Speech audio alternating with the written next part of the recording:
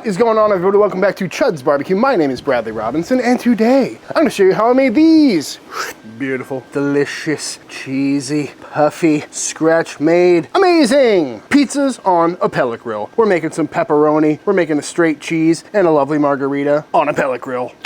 Coming up.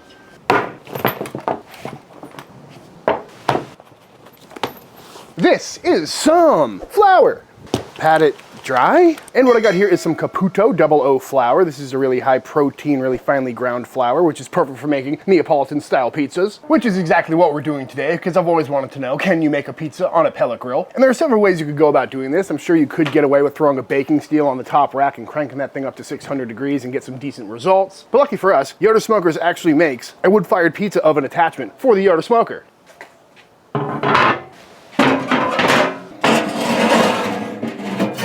And this is it. You simply take all the grates out of your pit, pop this right on there, and all the heat comes up from this side, right above the fire pot, circles over here and vents out the side. And I have yet to fire this thing up, but it seems pretty cool. Apparently it gets upward of 800 degrees in there. It's got a nice thick pizza stone in there, which should make launching and holding heat no problem. And if it works out well, I'm here for it, because making that pellet grill even more versatile, I didn't think was possible. You know, you can do everything from cold smoking all the way up to really hot and fast smoking. You can also use it for hot and fast direct heat grilling. And now you're telling me you can make pizzas on it too? Pretty cool. But before we go ahead and fire this thing up, we need to make ourselves some pizza dough. Start them going into our mixer with our water and our yeast, and we'll give that a quick little mix. And then in with all of our flour. And mix that till it comes together. And once a shaggy dough ball has come together, I'm going to let this sit here for about 20 to 30 minutes to autolyse and let all that water kind of absorb into the flour, making sure everything is nicely hydrated, and we're going to start the gluten building process. And after about 20 minutes, this is looking good. So now in we go with our salt. And we're going to knead this for about 10 to 15 minutes, a good long time. And after a nice long knead, out this dough comes. And just like that, we've got ourselves a beautiful smooth dough ball. So now into a bowl we go. Cover this up and we're gonna let this rise for the next while, probably 2, maybe 4 hours. 4 hours later, this is looking nice and big, looking a lot more smooth, and I haven't done anything at all. No stretch and folds or anything like that, just kind of letting this proof at room temp. And it's looking really nice with that bubble. But now we gotta divide it up into some dough balls. So out it comes. Boop, punch that down a little bit. And now we're gonna divide this into some 250 gram dough balls. And now we're gonna take all the seams and tuck them to the underside, giving us a nice taut ball, making sure to pinch close any openings on the bottom. Give it some shaping on the table here. And just like that, a beautiful looking little dough ball. And once all of our balls are formed, into a little proofing box we go. Any container will work for this. And this is nicely greased up so nothing sticks. Place the lid on top and park this in the fridge. And at this stage, you could just let these balls rest for another 2 hours or so, just because we just worked it all up, so we want to let that relax. And then go ahead and make your pizza. But by parking it in the fridge overnight or up to a few days, it's going to let a secondary cold fermentation happen, which is going to help the dough relax even more and add a lot more flavor. So overnight or up to 3 days on this, but we'll probably hit this on day 2. Hey y'all, just wanted to jump in here real quick and let you know that this weekend is our annual Memorial Day sale. It's one of our biggest sales of the year over at chudsbbq.com, where everything is marked down site-wide, including the new Chud grill, the Chud box. Our line of grill rubs is heavily discounted, so highly recommend picking those up for your summer grilling needs. And the sale runs now through Sunday, so the day this video comes out, Thursday through this Sunday at chudsbbq.com, to make sure you're stocked up with everything you need for summer grilling, whether that's a new pit, new rubs, some Chud merch, or any other grilling and cooking essentials that we sell over there. So now through Sunday.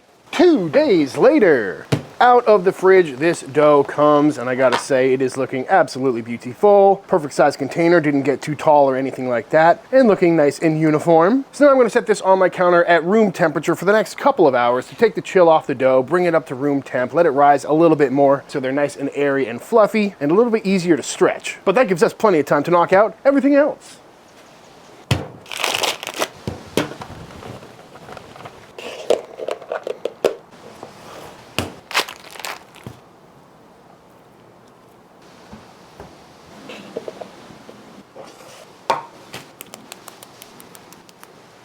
Toppings for our pizzas today include some whole milk mozzarella, freshly shredded, of course. We also got some low moisture mozzarella and some basil if we want to make some margaritas. I've got some pecorino and parmesan on the side as well. And you know, we're gonna make a couple pepperonis, and these little cup and crisp ones are the best. So now all we gotta do is bust out a quick pizza sauce.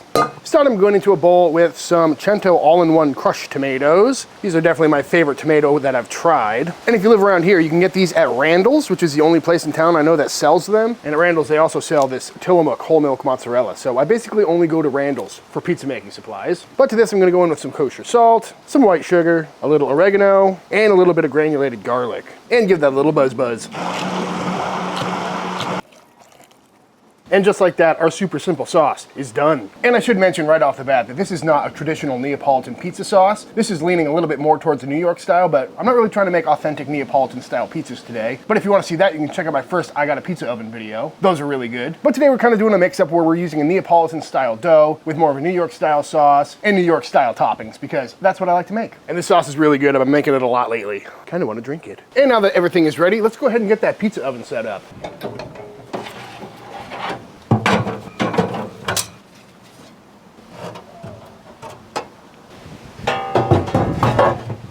And this stone has two sides to it, a rough side and a smooth side, and apparently rough side goes up, which seems backwards to me. So if anyone knows, let me know. But there it is, all installed, very easy, not much to it. And because this is my first time using it, I'm gonna let it burn out for a little bit. So we're gonna fire this thing up. Boop, and cook it at 350 for probably about 30-40 minutes, just to get all the factory greases off and make sure it's clean.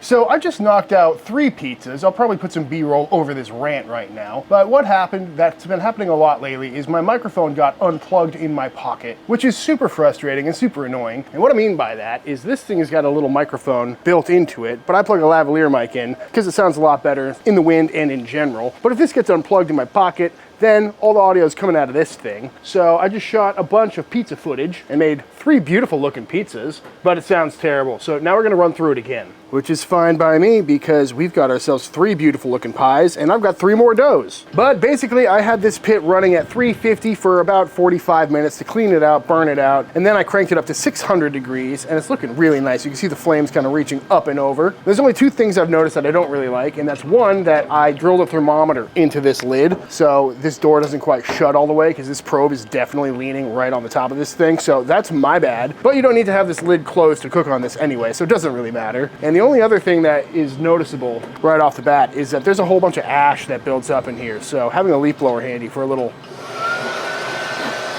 clean out might be a good idea. But after firing the pit up to 600 degrees, I let it preheat for another 30-40 minutes until the stone is reading right around 500-600 degrees. In fact, let's go check it now that it's been on for like an hour. Laser gun says, yes, 600 degrees. So pretty nice and toasty. If we go toward the hot spot, we're upward of 680 all the way in the back, 630 right up front, about 590. So the stone definitely gets nice and hot. And you can also cook on top of this thing because that clearly gets nice and toasty as well. Rocking at 521 degrees. So if you wanted to cook down a sauce or, you know, I don't know, make a smash burger on your pizza oven, that's an option. But again, I'm gonna shut this down to let that stone keep getting nice and hot because we gotta build ourselves some pizzas. And as the technical problems continue, I didn't hit record properly for my little rant about the dough, but we'll get it on the next one. But for this one, we're just stretching it out, trying to make it nice and thin and nice and wide. And once the dough is stretched out, onto a peel we go, down with a little semolina, just to help with the launch. And I was pretty nervous about this because I've been using a pizza screen for all my pizzas for the last little bit, which makes life really convenient, but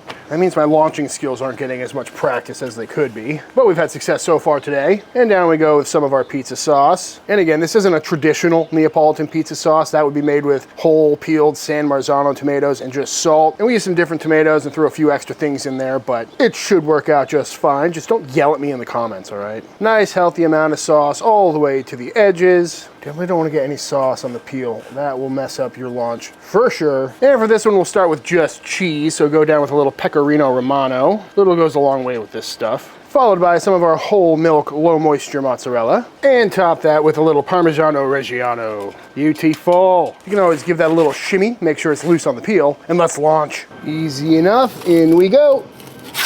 Oh, beautiful clean launch, gotta love that. And because we're cooking around 600-700 in there, it's not nearly as hot as the 900-degree ovens like the Gosney's or something like that. So this is gonna take a couple minutes as opposed to like 90 seconds, but still works out really well. And I gotta tell you, I am thoroughly impressed about how this oven works because that is just super convenient. Look at it puffing up already, nice and melty, flames shooting out over the side. But we'll give it about a minute, maybe a minute and a half, and then we'll start rotating.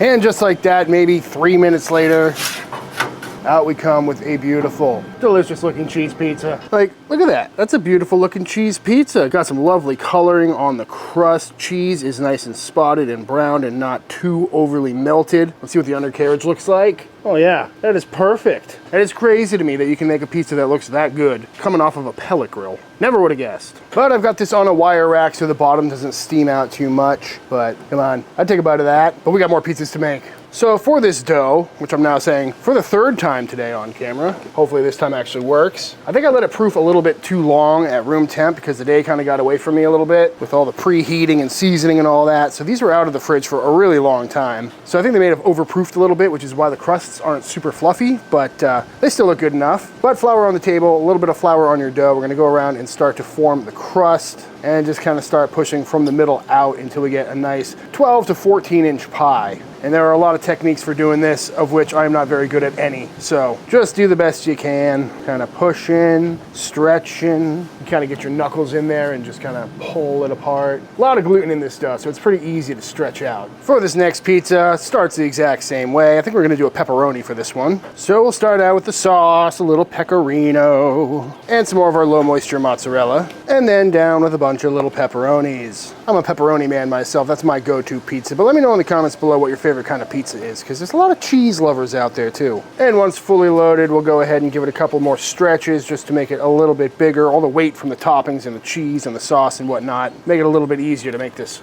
as big as the peel. And the only problem with not using the screen is I can never get these perfectly round, but that's fine. They still taste good. We'll go down with a little Parmesan on top. Little fry in the pepperoni cups. Oh, it's gonna be so good. Beautiful. If you told me when I started this channel that I'd be making pizzas on a pellet grill one day, I don't think I would have believed you, but this is working out so much better than I anticipated. Looking really nice. Pepperonis aren't getting nearly as crispy as I'd like, so I'm gonna dome this a little bit, kind of hold it up top. That way we don't burn the bottom too much and we get a little extra top heat. And just like that, out of the oven, looking really good yet again. Very happy with that. I love how the cheese isn't splitting too much, not looking too greasy. Well, I mean, there's plenty of pepperoni grease on there. And yet again, a perfect bottom. I'm liking this thing. And for our final pie, we'll do a classic margarita. Same sauce going down, followed by some of our fresh mozzarella. A little bit less than you think. Definitely not as much of this as I would with the low moisture stuff. And then down with some fresh basil, as much or as little as you see fit. One final stretch, and to the pellet grill. Ooh. That is 6 clean launches of the day. This thing is good luck. And pizza number 3 is off, looking just as good as all the rest of them. And there we have it, folks. 6 pizzas made all on a pellet grill. We got a margarita, a classic cheese, and of course, some pepperoni. Now, because some of these have clearly cooled off since I cooked them, because it took a few hours to make all these pizzas with filming and all that, I'm gonna launch a couple of these back in just to reheat and kind of crisp up the bottoms a little bit. Then we'll slice on in. Looking nice and melty, looking like a good pizza to me. Let's go ahead and slice them up.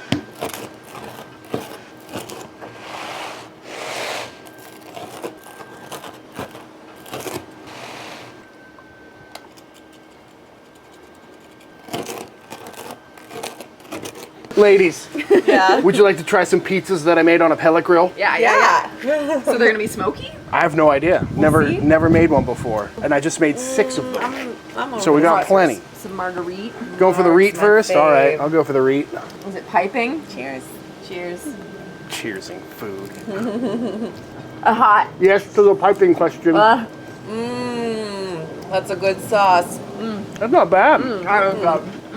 Yeah, this is really good. This is probably your best sauce yet. Yeah. I know you've been trying to dial it in. Yeah, I like this sauce. This is not a proper Neapolitan sauce. This is more of a New York style sauce, but Well, very flavorful. I like it a lot.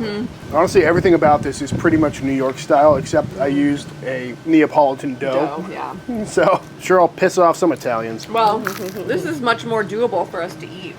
All of it. That is good, though. I'm just thoroughly impressed that we got good browning on there. Yeah, it's cheese is not There's melty. definitely some good crispage, but like it's still fluffy. There's a little less top heat on this one than the Gosney, so the cheese doesn't split nearly as much, which is nice, but you still get a nice good bottom on there. Pretty tasty. This is delicious. I was so hungry. It's really good. Ooh, pepperoni's good too. Yeah, I feel like the crust is just perfect. Yep. You've done it again. Gotta love a pizza night. Mwah. Bravo and pizza. No complaints. Not too smoky or anything weird. Oh yeah, I kind of forgot that they were even from a smoker. Yeah. There's not like any No, I smokiness. don't. Yeah, it feels. I don't. I just like the texture. It holds together a little bit more than I feel like in the past. Basil. Basil. Buzzo! This one's a little baby guy. All right, well, we're gonna eat all of this and then I'll be right back. Yep. And with this pizza crust, I think it is time for the official taste test. Well, it's about to storm out here, so she's too scared to come out, so let's go find her. All right, y'all, and that is it. That is how to make some absolutely fantastic pizzas on a pellet grill. I highly recommend giving this one a try. You know, there's really nothing to complain about there. The bottoms were crispy and perfectly browned, the crusts were nicely colored around the outside, the cheese was melty, and the flavor was fantastic. And I know I keep saying it, but I am utterly impressed with how well that wood-fired oven worked. I was pretty skeptical going in, but there's really nothing to complain about, and those results speak for themselves. I'd say the only downsides I noticed is, one, the amount of ash. You know, I'm definitely gonna have to do a thorough cleaning now. Two, it could use a little more top heat, but you know, a little bit of doming will help with that. And three, it ate through a lot of pellets. For this cook, I think we went through about 15 pounds of pellets. But then again, I did do the initial burn in for 30, 45 minutes. Then I cranked it up to 600 degrees and let it burn for another hour. And then I made 6 pizzas, let it keep rolling, and reheated most of them to slice up. So if I was under normal circumstances, it probably wouldn't seem that ridiculous, but something to keep in mind. And all in all, I'm super pumped that this pellet grill is now even more versatile. And if you have this grill and you don't have a dedicated pizza oven yet, I would 100% recommend picking this thing up because that worked out very well. But all that being said, if you enjoyed this video, let me know by hitting that subscribe button. Let YouTube know by dropping a like on this video. If you give this recipe a try for yourself, be sure to tag me on Instagram at Chuds BBQ. I'd love to see what y'all are cooking. Big shout out to all the Team Chud members. Thanks for supporting this channel and allowing me to keep making all these videos. And until the next time I see you, please go cook something outside. Peace.